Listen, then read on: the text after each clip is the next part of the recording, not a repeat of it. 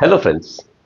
Imagine करिए, एक regular sales professional सुबह ऑफिस जाता है इस इंटेंट के साथ में, एक इंटेंसिटी के साथ में कि आज मैं जाके अपने 4 नए कस्टमर से बात करूंगा, 3 अपने फॉलोअप डिस्कशंस करूंगा, एक क्लोजर पे काम करूंगा, अपनी प्रेजेंटेशन के ऊपर फोकस करूंगा, नेगोशिएशन स्ट्रैटेजी बनाऊंगा।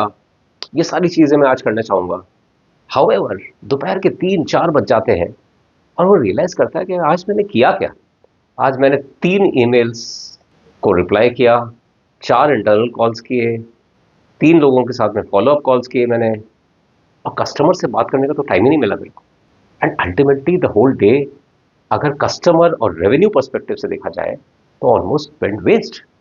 अगर मैं आपको बताऊं कि as per some industry statistics, an average salesperson spends not more than 33 to 35% on customer facing revenue generating activities, and the remaining 65% वो बैक ऑफिस चीज़ों में और बाकी चीज़ों में स्पेंड करता है। That's a very startling fact, right? कि हम लोग इतना समय बाकी चीज़ों में दे रहे हैं विज़ावी जो हमें एक्चुअली में करना चाहिए। एक और स्टैटिस्टिक देता हूं मैं आपको। Only 20 to 25% of sales professionals actually achieve their revenue quotas, remaining 70% do not. Close to 20% of top selling professionals contribute about 50 to 60% of an organization's revenue.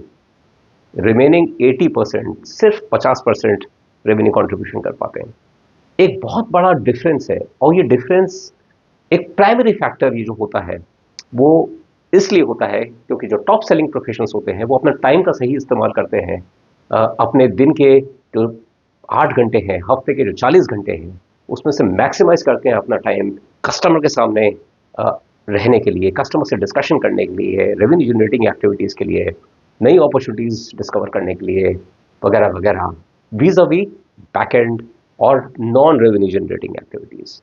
तो आज के वीडियो में मैं ऐसी 4 की एरियाज बताऊंगा जहां पे सबसे ज़्यादा टाइम वेस्ट होता है टिपिकली, और ऐसे 4 रीजंस कि ये पैटर्न क्यों चला है इंडस्ट्री में और या हमारे प्रोफेशन में इतने सालों से, और बहुत ज़्यादा इंप्रूवमेंट आप नहीं देख रहे हैं as we move forward.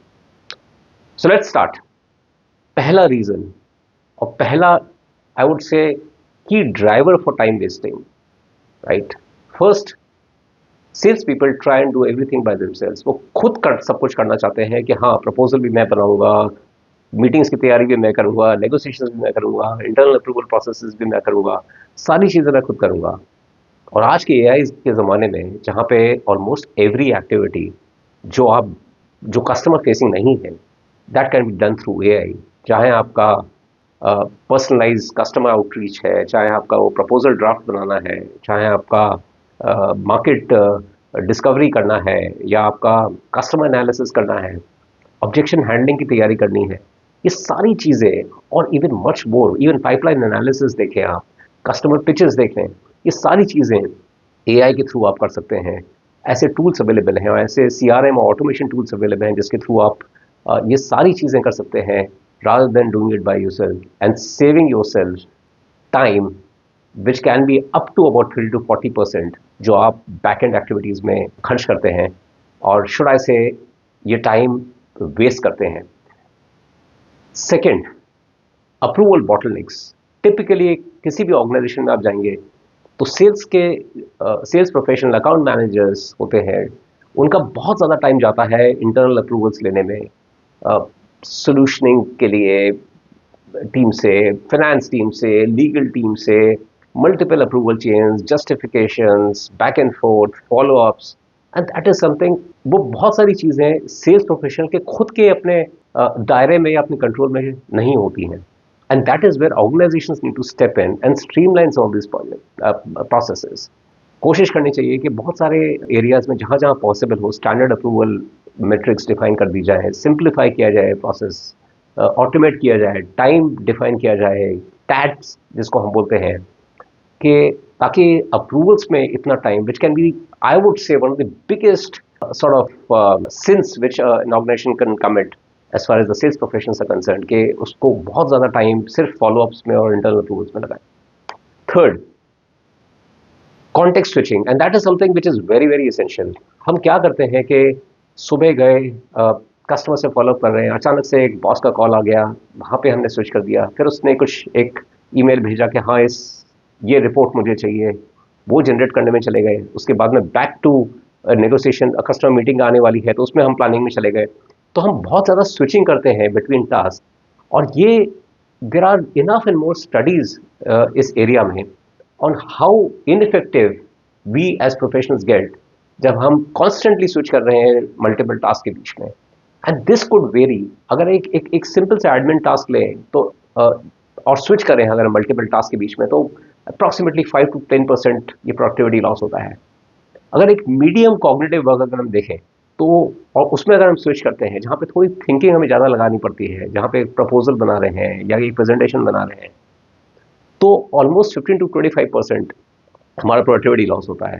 And if it is something which is a deep analytical work जो हम कर रहे हैं कि कस्टमर से नेगोशिएशन किस तरह से करना है, नंबर्स का एनालिसिस कर रहे हैं, और सडनली एक कॉल आता है और हम स्विच करते हैं, then the loss of productivity can be as much as 25 to 40%।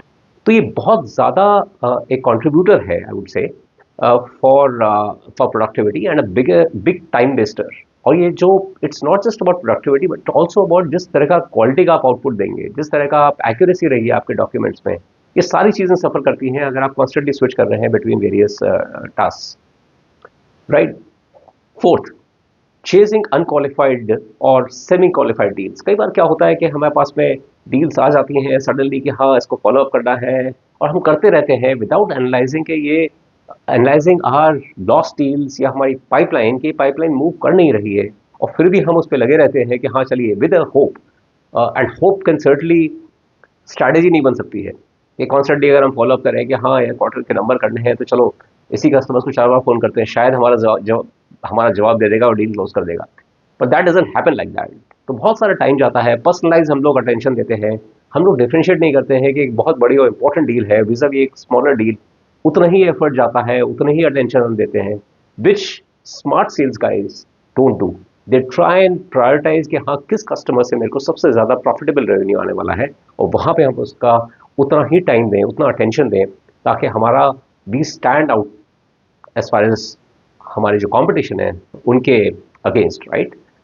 So these are 4 key contributors to time wasting.